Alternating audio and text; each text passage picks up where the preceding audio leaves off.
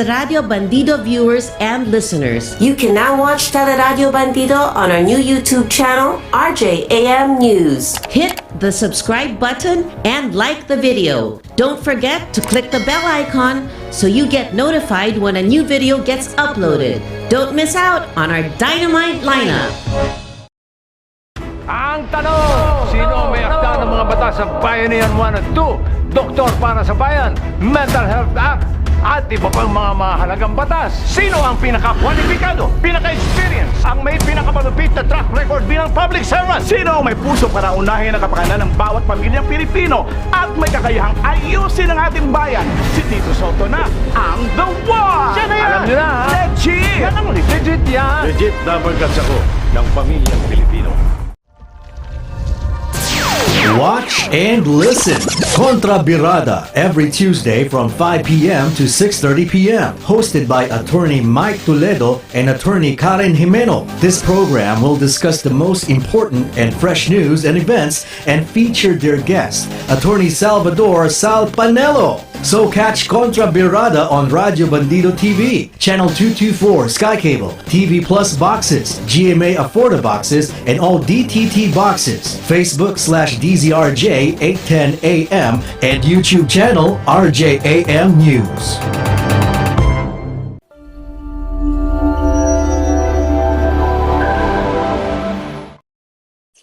Magandang umaga po sa inyo lahat, sa ating mga tagapakinig dito po sa ating programa radyo dito sa Kontra Birada sa Radyo Bandido. Kasama ko po si Atty. Karen Jimeno. Partner, good morning, Atty. Karen. Baka ano pa si Atty. Karen, papasok pa lang, no? Galing siguro o nasa opisina siguro si Atty. Karen sa ngayon. So, good morning po sa ating mga listeners, saka sa nanonood sa RJTV. Lunes na naman po at pag Monday, ang programa po natin ay from 11:30 to 12. Pero bukas, 5 to 6:30 tayo sa Tuesday or Martes.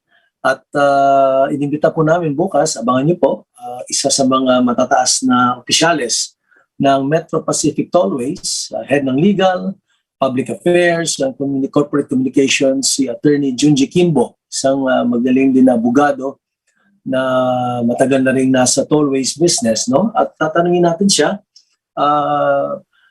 ito ay parang continuation na rin sa pinag-usapan natin ni Attorney Karen nung nakarang linggo about kaya nga na ito ay lumuluwag na ang ekonomiya.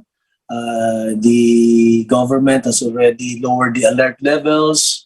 Mas marami na po ang nababakuna, allowed na po ang mas mataas na, for example, sa public transport. Kung hindi ako nagkakamali, 70% nang inaalaw sa train, sa public transport, of course sa mga malls. Nakikita niyo naman pag nagsha-shopping kayo. For example, nung linggo, yesterday, na marami ng tao. So nagkakaroon ng maraming galaw ng tao, negosyo ay nabubuhay ulit. At dahil dito, nakikita po natin, although yun nga, parang blessing and a curse. Parang for the first time siguro sa buhay natin, medyo natutuwa tayo na nakikita natin ang traffic. Kasi usually, pag traffic, naiinis talaga tayo. Pero siguro hindi rin magtatagal yan, maiinis tayo ulit. Pero initially, di ba, medyo, marami ng taong lumalabas. Nagkakaroon na ng kumpiyansa ang taong bayan. Ibig sabihin, ay ang negosyo ay gumagalaw, tao ay nagkakaroon ng trabaho, pag ang tao ay nagkakaroon ng trabaho, negosyo gumagalaw, ibig sabihin meron silang sweldo, may sweldo silang pambili, at meron silang buwis na pambayad, ang gobyerno naman ay nagkakaroon ng pera para bigyang tugon ang mga social needs ng ating kababayan. So it's a cycle, no? Kaya yan ang good news dyan. Pero yun nga, the other side of the coin, ika nga, is the fact that sino ba naman talaga natutuwa sa traffic? Nakakainis talaga. Kaya maganda na makausap natin bukas si Attorney Junji Kimbo na magbibigay ng update sa mga iba't ibang proyekto ng Metro Pacific Tollways, isa sa mga pinakamalaking infrastructure company dito sa Pilipinas. marami silang mga proyekto. Isa na yan yung nakikita natin yung North Luzon Expressway. Tapos yung Subic-Clark Expressway papuntang Baguio, kaya mas mabilis na po ngayon ang papunta ng Baguio. Nandiyan din po ang Cavitex, yung papuntang Bacoor. At kung ikaw ay nanggagaling dito sa South, sa may Ross Boulevard, tuloy-tuloy na hanggang Bacoor, mas mabilis na po ang biyahe kaysa noong mga nakaraang taon. At yung first phase po ng Calax, ang Calax po naman ay di Calamba-Laguna Expressway. Kung ako ay hindi nagkakamali, para ang naunang phase na tapos ay a little over 10 kilometers.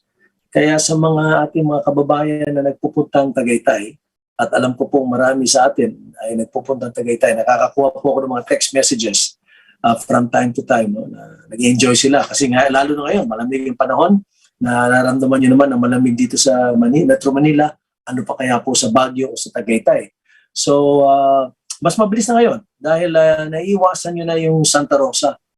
Nag-exit kayo sa Mamplasan, pasok kayo ng Calamba-Laguna Expressway, tuloy-tuloy na po doon sa may Santa Rosa na paakyat na sa Tagaytay. At if I'm not mistaken, na-extend pa yan.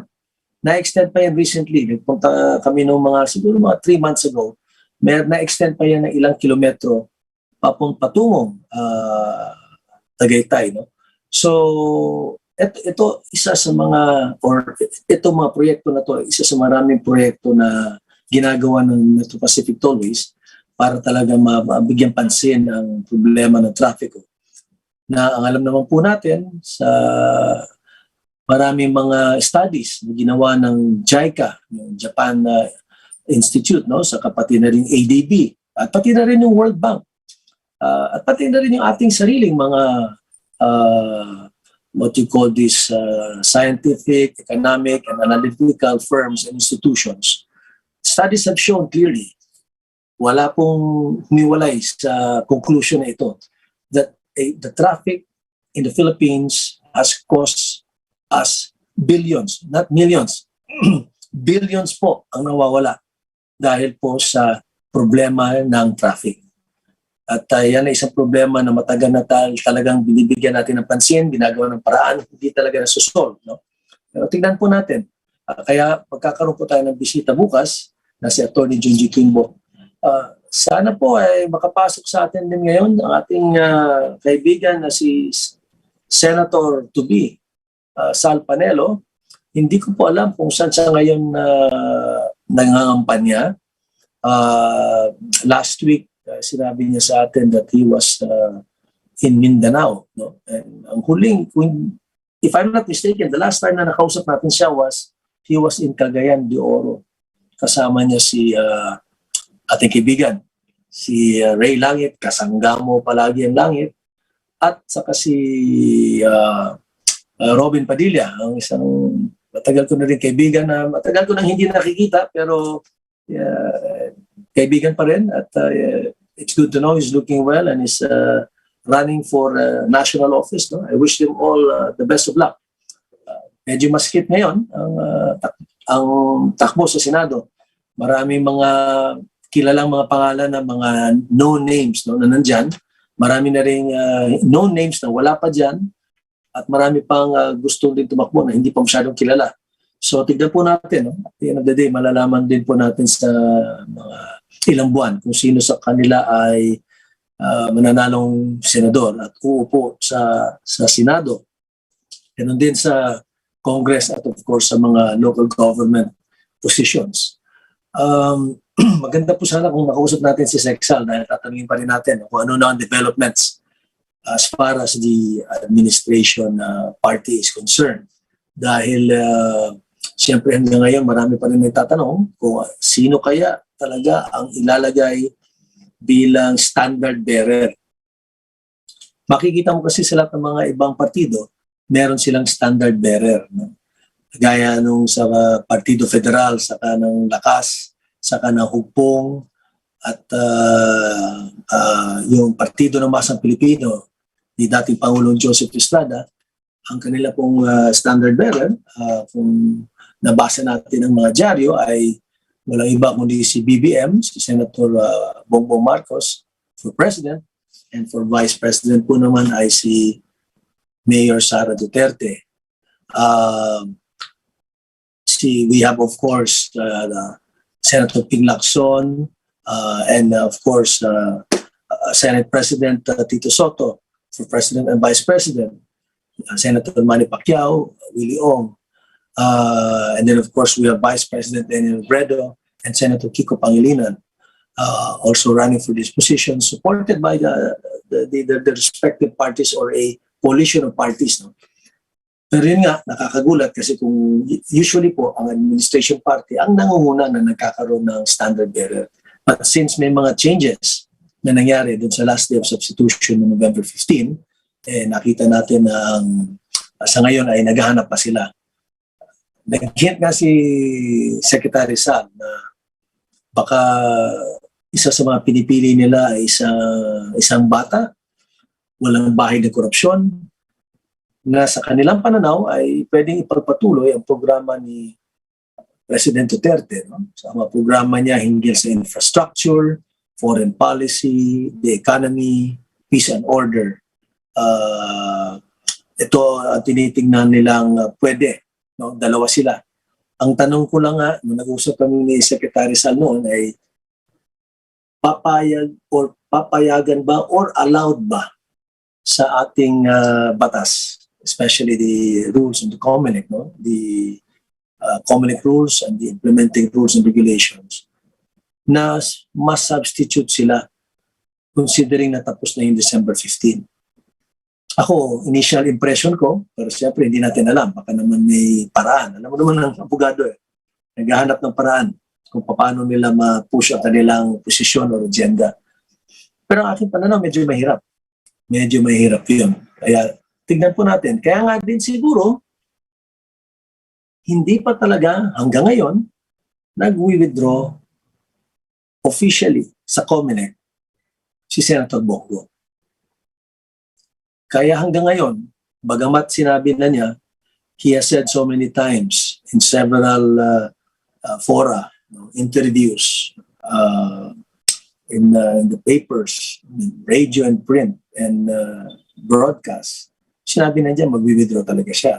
Kasi talagang gusto man niya, hindi niya talaga nakikita na magagawa niya ito sa ngayon. Pero yun nga, wala pa naman siyang hinaayin or fina-file na withdrawal. So tingnan po natin kung ano talaga ang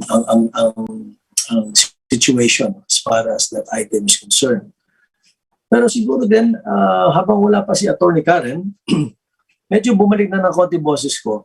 Ewan ko napapasin niyo po. Medyo bumalik na ng konti pagpaumanin niyo na nung karaan araw talagang siguro the stress of work lang siguro, malamig ang panahon at marami tayong ginagawa, nawawala yung boses natin. Siguro pumupilit na kumanta ng mga Christmas carols. Pero bumabalik na ng konti. But I guess one thing that we should also be talking about siguro is very briefly lang, no?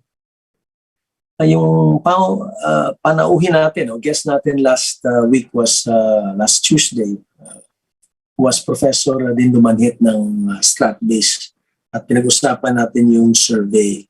At siguro just a reminder na talagang ang paninindigan ni Professor Manhit, na ako po'y naniniwala, talaga po ang survey ay importante. Importante po talaga yan.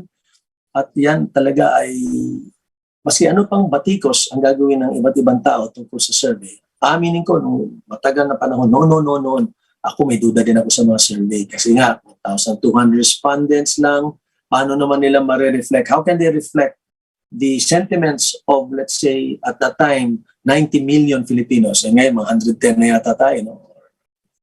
110 and growing, di ba?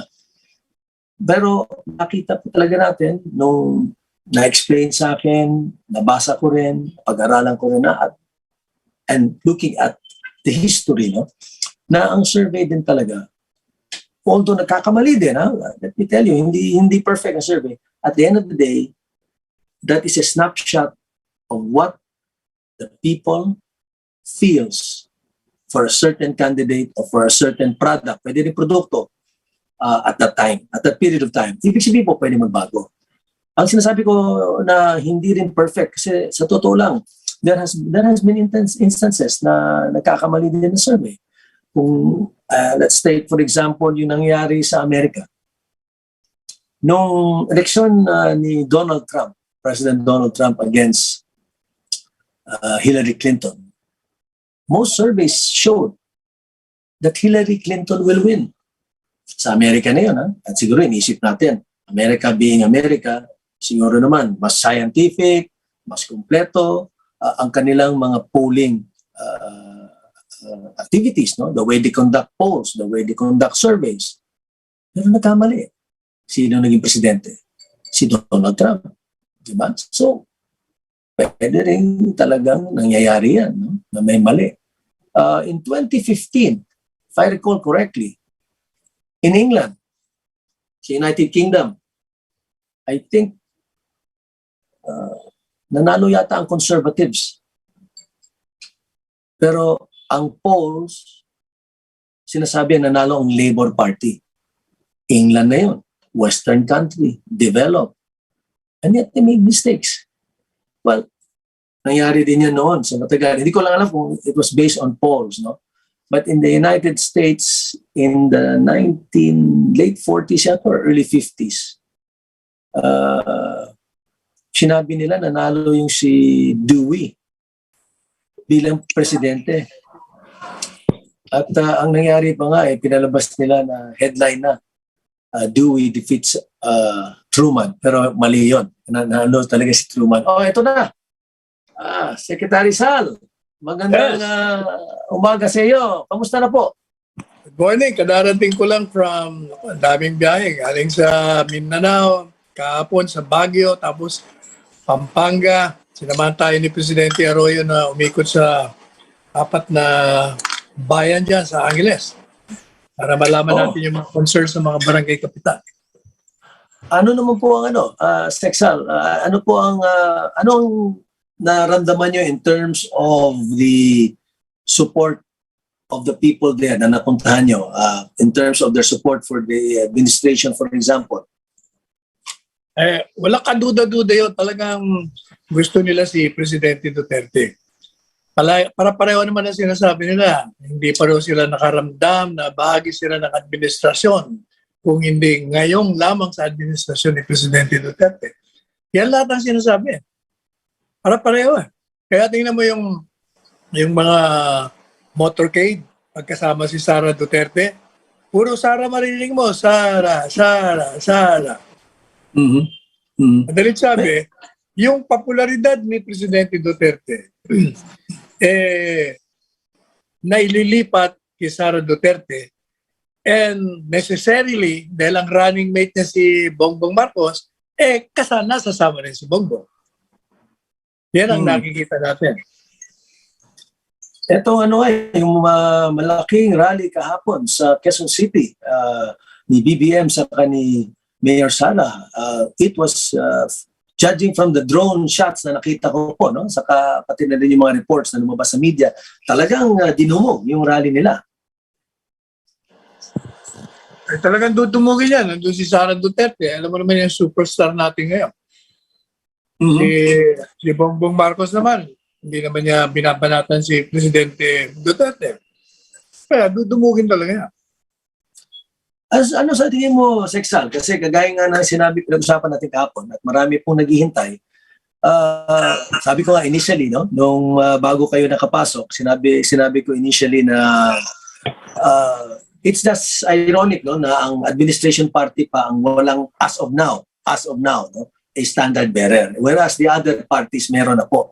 Which is quite, I guess this is the first time that it ever happened, no? That an administration party up to this point still does not have a standard bearer. No? So, ano ba sa tingin mo, Sexal? Hindi pa naman naghahain si Senator Bongo ng withdrawal formally sa COMELEC. May nawala na babalik? Nawala ng kandidato ng administrasyon only because yung gusto nilang maging kandidato, si Sara Duterte, ay tumanggi na maging kandidatong presidente kundi nag-slide down sa vice presidente. At si Bongo naman na siyang inalili kay Mayor Sara, nag-withdraw naman. Kaya sa ngayon, ang presidente ay pumipili ng kandidato para sa Panguluhan. Samantala, yung pong mga nagsuporta kay Bongo bilang presidente, at yun, napakadaming mga gobernador at mga mayors yun. Sila yung naghihintay pa rin kung sino ang i-endorse ni presidente. Yan ang kalakaran ngayon. And they wait and see. Samantala, ito naman si Bongo, hinihikayat pa rin nila na ituloy sapagkat hindi rin nila makita ang kadahilanan kung bakit kailangan siyang magkaroon ng panghihinayang o kaya fear na baka yung pagkandidato niyang presidente yun baka sira sa katauhan ni Presidente Duterte. Kasi ang feel niya, dahil yung anak ay nandun sa kabilang partido, baka naman magkaroon ng magkaipitan. Sa tingin ko naman hindi, sapagkat yung mga talumpati ngayon ni Mayor Sara, kitang-kita mo na pinagmamalaki niya ang administrasyon at sabi niya, isusulong niya ang mga pagbabagong pinunla ng kanyang ama. At si Presidente Duterte naman, nakikita natin na wala naman siyang komentaryo, wala siyang paghadlang o pagkontra sa kanyang anak. At ito namang si Bongbong, ganun din, hindi naman siya kumukontra din.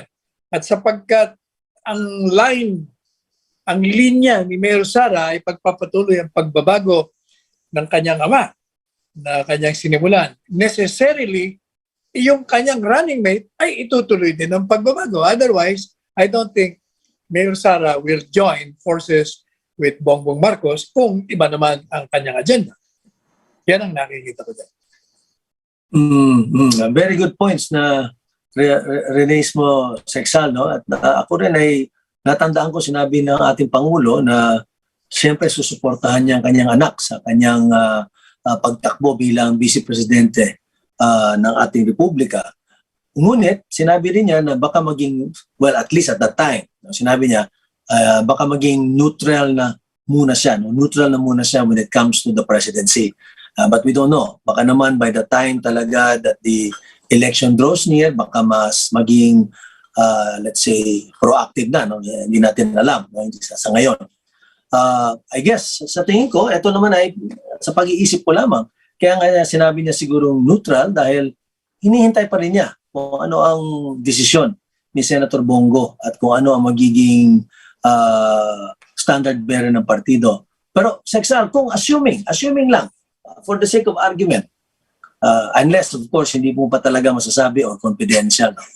Kung talagang nag-withdraw na si Bongo, talagang nag-hain na, nag-file na, kunyari, after the start of the year, nag-file na siya.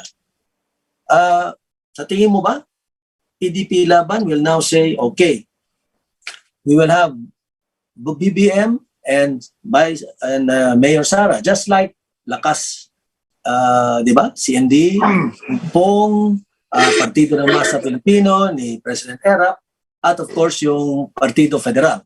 Sa tingin mo ba, that's a possibility? Well, if you're speaking of possibilities, sky's the limit. Lahat yan, pwedeng mangyari. Tsaka, marami kasing mga kalakaran na question mark pa. Like for instance, merong petition for cancellation ng candidacy ni dating Senador Bongbong. At meron ding petition for disqualification. Hindi natin malaman kung ano ang takbo ng kasong yun. Ako, gumawa na ako ng posisyon dyan. Ang posisyon ko dyan, sa tingin ko, yung mga petition na yan, pinahil ng kaliwa, pinahil ng dilaw. Sa tingin ko, sa ngayon, unless they can show me that I'm wrong, yan ay political propaganda laban kay Bongbong Marcos sapagkat yung legal issue na ni-raise nila, they could have raised that when he ran for vice president. Tandaan mo yung sinasabi nilang conviction, which is a ground for disqualification sa kanya, according to them. Nangyari yan bago pa siya tumakbong vice presidente. Bakit nila ngayon lang nire-raise siya? Ibig sabihin, porket nakikita nilang leading sa surveys, gusto nilang i-discarrel ang kanyang kandidatura. So, sa parte naman ng COMELEC, ako naman, ang posisyon ko dyan, dapat ang COMELEC naman, i-resolve na yan.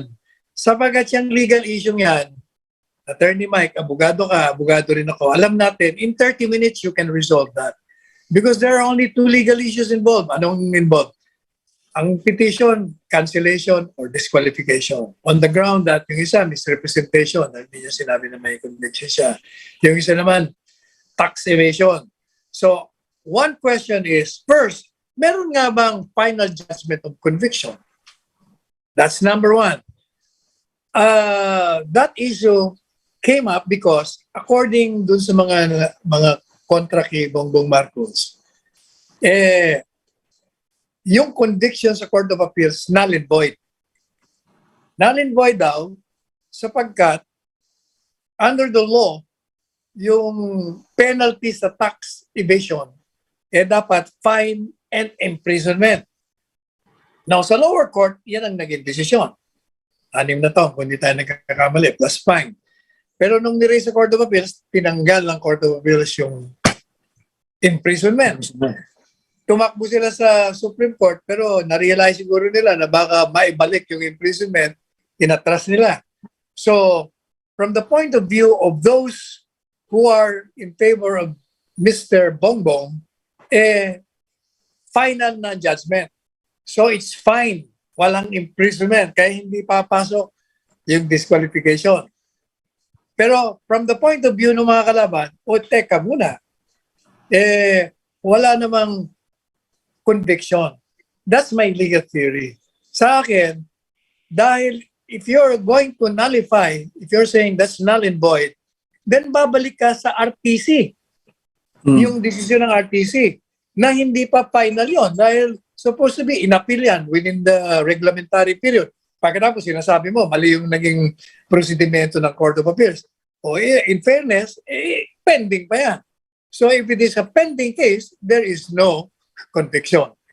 Di ba? That's one legal issue. The other legal issue is whether or not merong ground na assuming na may conviction, na totoo may conviction, kasama ba doon sa kategorya ng crime involving moral turpitude? Because kung yan ang teorya na kasama, ibig sabihin, meron siyang accessory penalty ng perpetual disqualification. So those are the issues. Pero meron pang third issue ako nakikita niyan. Ano yung third issue? On the assumption na ma-disqualify. Di tatakbo sa Supreme Court. Di ba? Yung Bongbong Marcos, kung halimbawa, dinisqualify siya ng COMELEC. Right. Kung ang Korte Suprema magdesisyon na disqualified nga siya, walang problema doon. Kasi Korte Suprema na nagsasalita. Pero alam naman natin na pag nagpunta ka sa Korte Suprema, napakatagal ng proseso. Ang eleksyon sa Mayo na. Ang tanong ngayon, paano kung magdesisyon ng Korte Suprema na disqualified siya at nanalo ang Bongbong Marcos? Anong mangyayari? Will the decision of the Supreme Court disqualifying him prevail over the electorate's mandate that he has been elected president? Tandaan natin that the sovereign authority comes from the people. All authority emanates from them.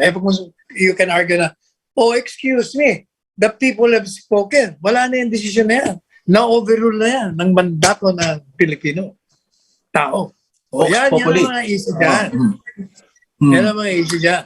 Doon naman sa meron din namang siyempre, kung halimbawa, ma-disqualify, assuming, wala lang ngayong kandidato yung partido, yung lakas, at saka federal. Tapos, sasabihin, wala na, hindi na pwedeng substitution. Kasi, nag-deadline na. Ganon din si Senator Christopher Bongo. Sinasabi nila, hindi ka na pwede rin maka-substitute kasi tapos na yung substitution. Ako naman, as a lawyer, ang tingin ko dyan, since COMELEC has the authority to fix the deadline for submission ng substitution, then it has the authority to move to put an extension to that deadline. So pwede nilang extend para maka-file ng substitution.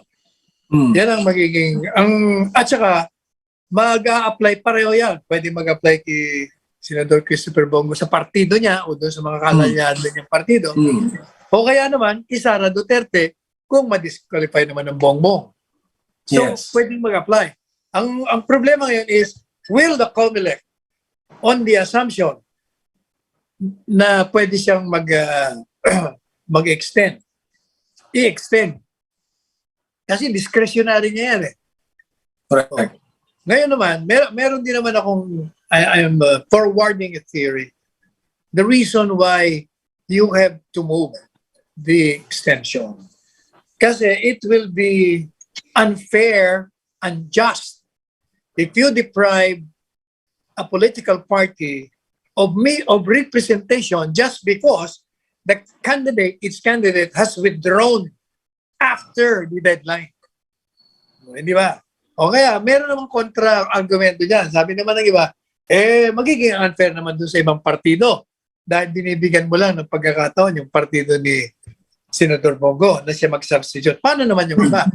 Ang sagot ko naman doon, pag binigyan mo ng extension ng deadline, ibig sabihin lahat ng partido pwede mag-substitute.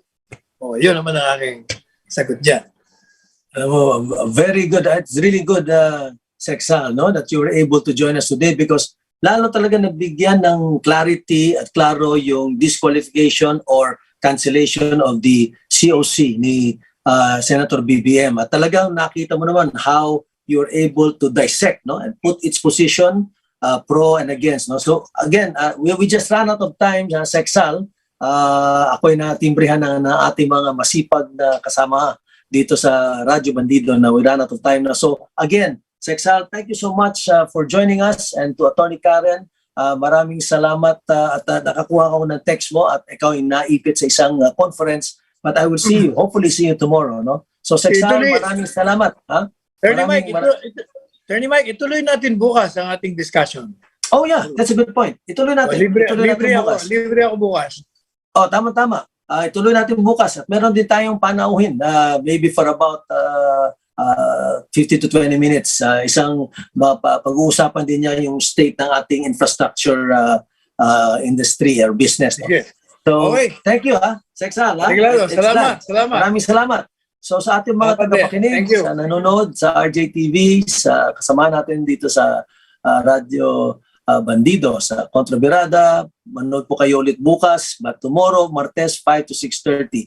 You have a good lunch, malapit ang Pasko, mag-shopping na po kayo. I'll see you tomorrow. Goodbye. Ayan, kumakain na sa... The views and comments of the hosts and guests are